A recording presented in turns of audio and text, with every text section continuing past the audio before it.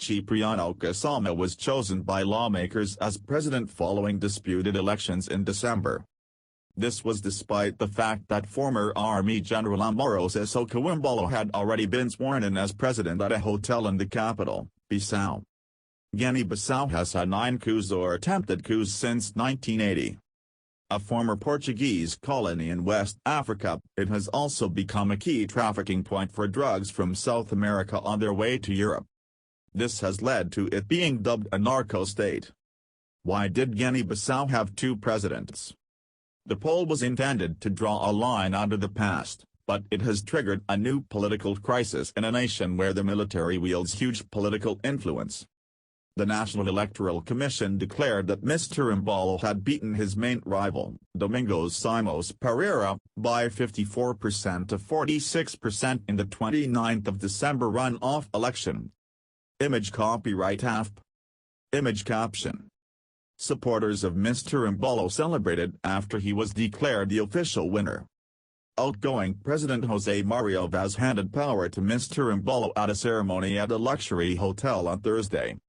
But Mr. Pereira's PEG party, which led Guinea-Bissau to independence and was the only legal party until 1990, rejected Mr. Embalo's inauguration, saying the election was marred by fraud.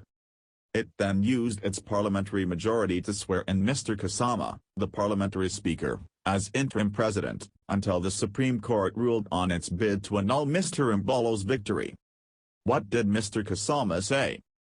Mr. Cassamá said he had no choice but to give up the post because he had received death threats. I have no security. My life is in danger, the life of my family is in danger, the life of this people, nation, is in danger. I cannot accept that is why I took this decision, he told reporters. Mr. Cassamá did not say who had threatened his life. Guinea-Bissau still has 2 rival prime ministers. One of them, Aristides Gomes, said military officers had invaded his private home in Bissau in a bid to force him to resign. They threatened to kill the security officers in my service if they do not resign, and threatened to kill me if I do not resign from the office to which I was legally appointed, he said. Mr. Gomes has refused to recognize a decree by Mr. Embalo, which replaced him with Nuno Gomes Nabiam, a former presidential candidate who threw his weight behind Mr. Embalo in the runoff election. The West African Regional Bloc, the Economic Community of West African States, ECOWAS, has called for an end to the turmoil, and has warned that a military force is on standby to re-establish order in the event of a coup.